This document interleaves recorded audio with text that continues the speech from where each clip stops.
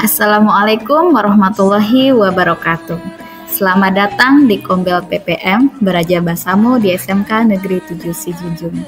Pada pertemuan kali ini, kita akan melanjutkan pelatihan dan bimbingan teknis bidang pendidikan yang telah dilaksanakan di platform Merdeka Mengajar.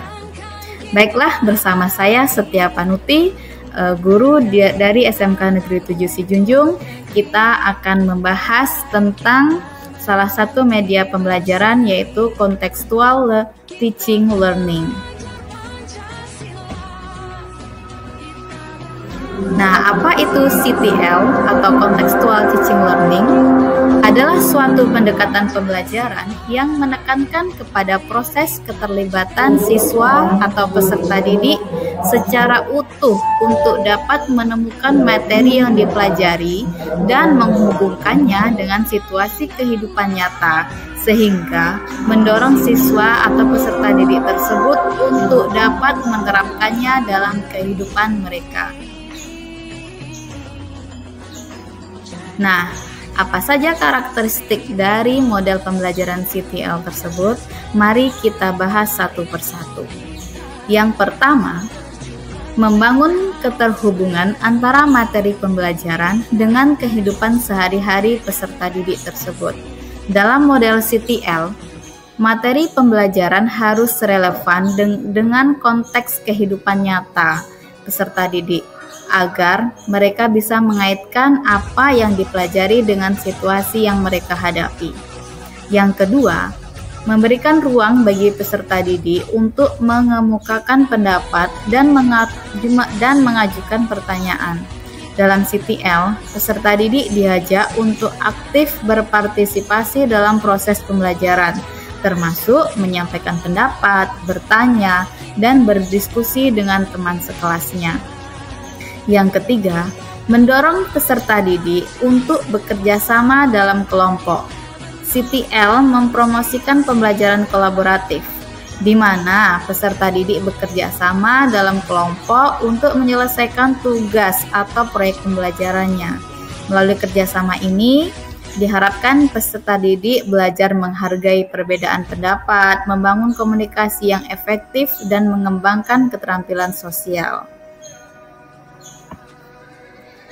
Selanjutnya, karakteristik yang keempat, memanfaatkan teknologi sebagai alat bantu pembelajaran. Model CTL mendorong penggunaan teknologi dalam proses pembelajaran, seperti penggunaan internet, multimedia, atau perangkat lunak pembelajaran interaktif. Hal ini bertujuan untuk memperkaya proses pembelajaran dan mengaktifkan peserta didik secara lebih dinamis. Yang kelima, memberikan tugas yang autentik dan bermakna. Dalam CTL, tugas yang diberikan kepada peserta didik harus memiliki relevansi langsung dengan dunia kerja atau kehidupan nyata. Tugas-tugas ini dirancang untuk mengembangkan keterampilan serta pemahaman yang sebenarnya, agar peserta didik dapat melihat manfaat langsung dari apa yang mereka pelajari di sekolah. Yang keenam, membantu peserta didik mengembangkan kemampuan berpikir kritis dan kreatif.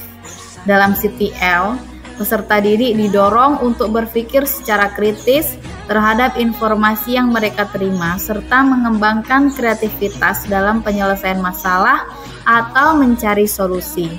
Model pembelajaran ini melatih peserta didik untuk menjadi lebih mandiri dalam berpikir dan beraksi. Yang ketujuh, melibatkan kehidupan nyata sebagai sumber belajar. Konsep atau prinsip pembelajaran dalam CTL ini dipelajari melalui pengamatan atau interaksi langsung dengan lingkungan sekitar.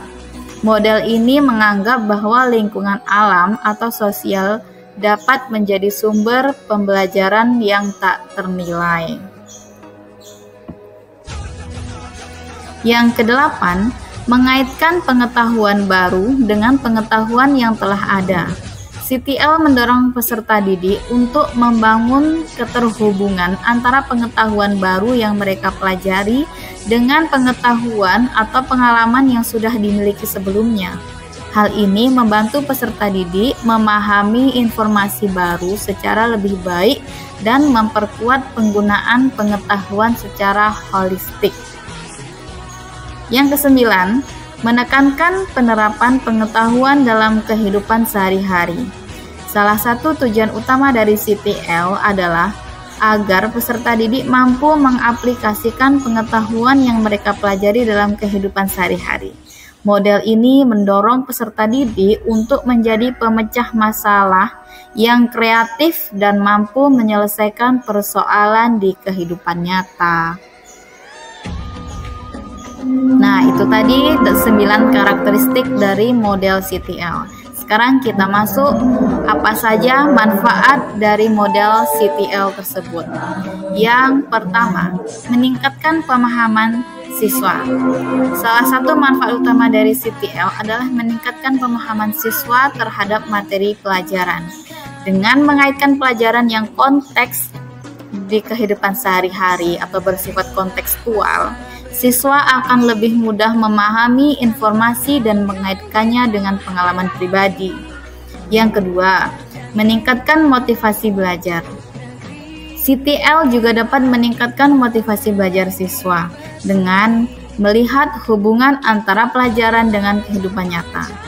Siswa akan merasa bahwa belajar memiliki relevansi yang lebih besar dan dapat diterapkan dalam kehidupan mereka. Yang ketiga, meningkatkan keterampilan berpikir kritis. CTL mendorong siswa untuk berpikir kritis dan kreatif dalam memecahkan masalah sehari-hari.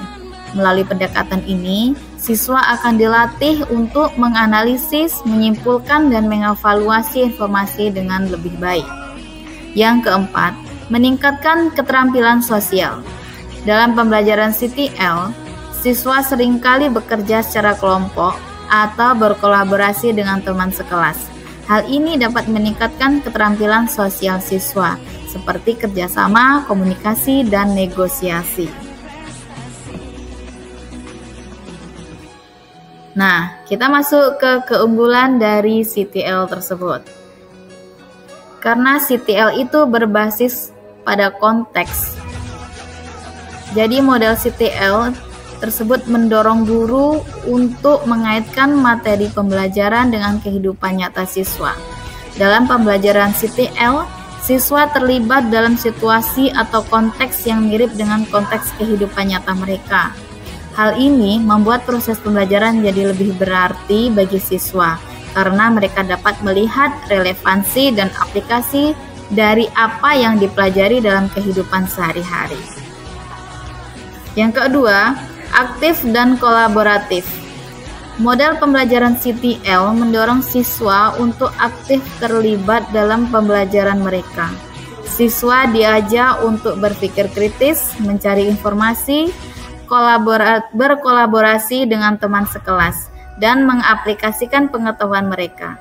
Pada pembelajaran ini, guru berperan sebagai fasilitator yang membantu siswa dalam memahami konsep dan mengembangkan keterampilan yang dibutuhkan.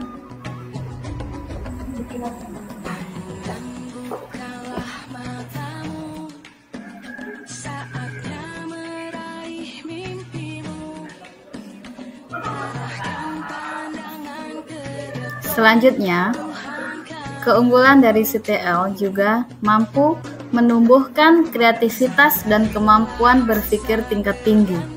Melalui model pembelajaran CTL, siswa dihadapkan pada masalah atau tantangan yang membutuhkan pemecahan kreatif. Hal ini membantu siswa untuk mengembangkan keterampilan berpikir kritis, analisis, dan kreatif. Siswa juga didorong untuk menghasilkan produk atau bukti nyata dari pembelajaran mereka yang dapat meningkatkan rasa percaya diri dan motivasi belajar. Selanjutnya, mengembangkan keterampilan hidup. Model CTL mendorong pengembangan keterampilan hidup yang esensial bagi siswa, seperti keterampilan berkomunikasi, bekerja sama, berpikir kritis, dan pemecahan masalah. Dalam konteks pembelajaran CTL, siswa tidak hanya belajar konsep atau fakta saja, tetapi juga belajar bagaimana mengaplikasikan pengetahuan mereka dalam konteks kehidupan nyata. Hal ini membantu siswa untuk mengembangkan keterampilan yang dapat mereka gunakan di masa ke depan. Apa saja sih langkah-langkah dari pembelajaran CTL tersebut? Mari kita bahas. Yang pertama, membangun konteks pembelajaran. Nah, di sini kita sebagai pengajar harus menentukan konsep atau topik yang akan dipelajari. Kemudian menciptakan konteks pembelajaran yang relevan dengan kehidupan sehari-hari siswa. Kemudian mengidentifikasi masalah atau situasi yang memerlukan pemecahan atau tindakan. Langkah yang kedua, mengeksplorasi awal. Nah, di sini kita sebagai guru harus memberikan pengantar atau pendahuluan tentang konsep atau topik yang akan kita pelajari. Kemudian, mengidentifikasi apa yang sudah diketahui oleh siswa tentang topik tersebut. Setelah itu, kita dorong siswa untuk membagikan pengetahuan dan pengalaman mereka terkait topik tersebut. Nah, langkah yang ketiga, menyajikan materi pembelajaran. Di sini, itu memberikan informasi atau materi pembelajaran yang relevan dengan konteks yang telah dibangun. Kemudian, menggunakan variasi metode pengajaran, seperti dipadukan antara ceramah, diskusi, presentasi visual, atau demonstrasi. Langkah yang keempat, menyajikan materi pembelajaran, yaitu memberikan informasi atau materi pembelajaran yang relevan dengan konteks yang telah dibangun. Bisa menggunakan variasi metode pelajaran seperti ceramah, diskusi, presentasi visual, atau demonstrasi.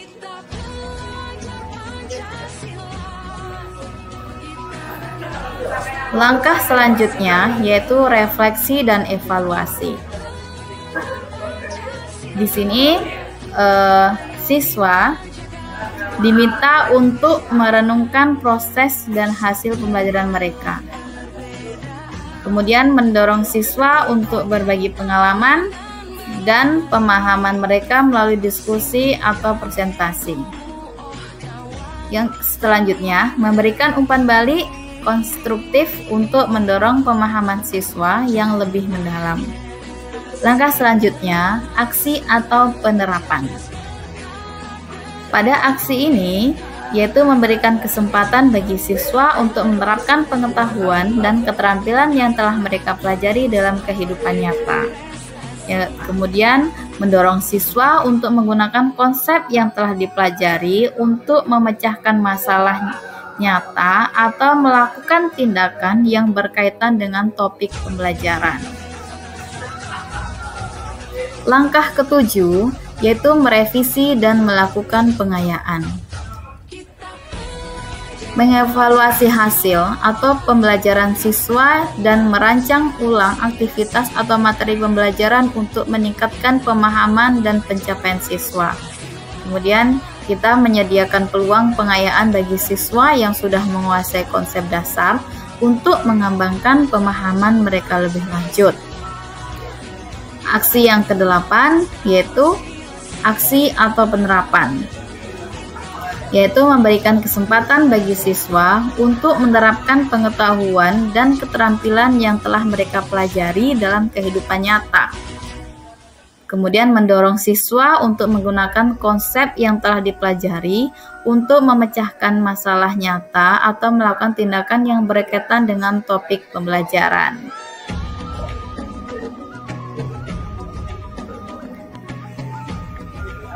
Nah, sama halnya dengan model-model pembelajaran lain, CTL ini juga memiliki kelemahan, yaitu membutuhkan persiapan yang intensif. Jadi kita sebagai pendidik itu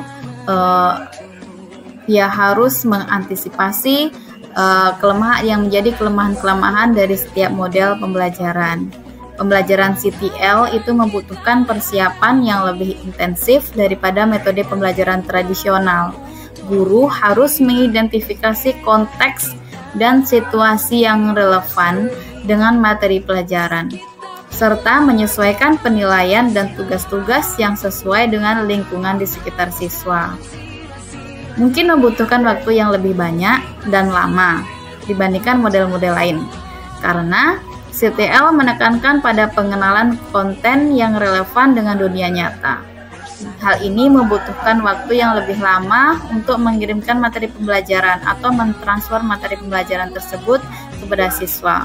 Guru harus melibatkan siswa dalam penyelidikan dan eksplorasi, yang dapat memakan waktu cukup lama daripada metode pengajaran langsung.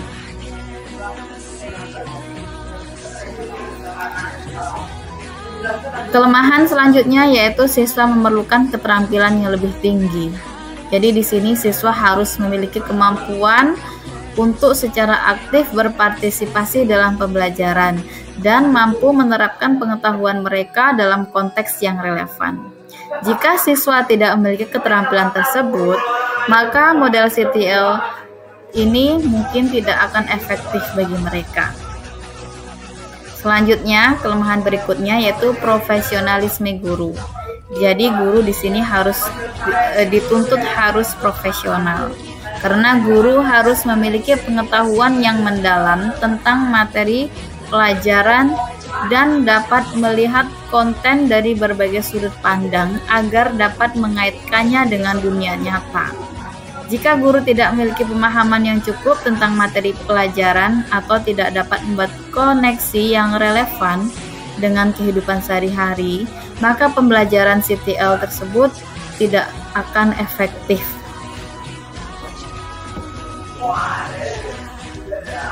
Berikutnya, keterbatasan lingkungan fisik. Pembelajaran CTL membutuhkan dukungan yang memadai dari lingkungan fisik seperti sumber daya, perangkat teknologi, dan fasilitas yang relevan. Jika lingkungan fisik tidak memadai, maka akan sulit untuk mengimplementasikan model CTL tersebut dengan baik. Nah, ini ada beberapa contoh penerapan dari model CTL, yaitu CTL 1 modeling. Di sini langkah yang pertama, menginformasikan tema yang akan dipelajari yaitu tentang globalisasi. Kemudian guru menampilkan video mengenai pembelajaran yang akan peserta didik pelajari. Guru menyampaikan tahapan kegiatan yang meliputi kegiatan mengamati, menanya, mengeksplorasi, mengkomunikasikan, dan menyimpulkan.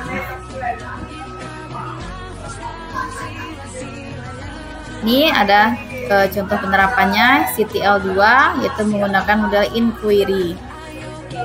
Guru menulis istilah di papan tulis tentang globalisasi, menembus ruang dan waktu. Kemudian guru mengajukan pertanyaan kepada peserta didik, siapakah yang mengetahui maksud ungkapan tersebut? Kemudian peserta didik menjawab secara bergantian. Kemudian guru meminta peserta didik untuk membaca teks tentang dunia tanpa batas yang ada di slide PowerPoint. Nah, ini merupakan kegiatan literasi untuk peserta didik kita. Selanjutnya, CTL yang ketiga, langkah yang ketiga yaitu questioning, yaitu guru membagikan LKPD, kemudian peserta didik menyajikan hasil analisis teks eksplanasi ke dalam peta pikiran. Setelah itu, peserta didik mengamati video tentang keberagaman ekonomi di masyarakat. Langkah selanjutnya, peserta didik diminta untuk mengamati lingkungan yang ada di sekitarnya. Selanjutnya, peserta didik mengidentifikasi keberagaman ekonomi yang ada di sekitarnya dan menuliskannya di dalam lembar kerja. Nah, ini dikerjakan secara mandiri. Selanjutnya, peserta didik menyampaikan hasil pekerjaannya secara bergiliran. Langkah keempat atau CTL 4, Learning Community. Jadi peserta didik bersama kelompoknya menganalisis apakah keberagaman ekonomi di tempat mereka sama dan menuliskan kesamaannya di lembar kerja. Nah, di sini nilai Pancasilanya communication dan gotong royong. Langkah selanjutnya yaitu CTL 5, konstruktivisme, yaitu peserta didik menceritakan kondisi perekonomian keluarga mereka pada lembar kerja. Kemudian dari perwakilan peserta didik, setiap kelompok mendemonstrasikan keberagaman ekonomi orang tuanya di depan kelas. Nilai pelajaran Pancasilanya yaitu mandiri. Lanjut, guru menampilkan slide PowerPoint yang menampilkan foto beragam profesi orang tua peserta didik. Kemudian peserta didik menyajikan manfaat keberagaman ekonomi di depan kelas dan menuliskan rencana-rencana untuk menghadapi era globalisasi. Nah, kalau dirasa pembelajaran sudah mulai bosan, boleh kita masukkan ice breaking di langkah pembelajaran tersebut, yaitu dengan mengetes konsentrasi anak. Kalau sudah dirasa rileks kembali, pembelajaran boleh dilanjutkan, yaitu dengan langkah ke-6 atau CTL 6, authentic assessment. Di sini peserta didik mengerjakan soal evaluasi dengan menggunakan web quizzes. Nah, di sini diminta anak itu untuk berpikir kritis atau critical thinking. Kemudian langkah selanjutnya refleksi atau reflection. Guru bersama-sama peserta didik membuat kesimpulan atau rangkuman hasil belajar selama pertemuan tersebut. Kemudian apabila masih ada siswa atau peserta didik yang belum paham, boleh melakukan tanya jawab tentang materi yang telah dipelajari untuk mengetahui hasil ketercapaian materi. Kemudian guru memberikan kesempatan kepada peserta didik untuk menyampaikan pendapatnya tentang pembelajaran yang telah diikuti.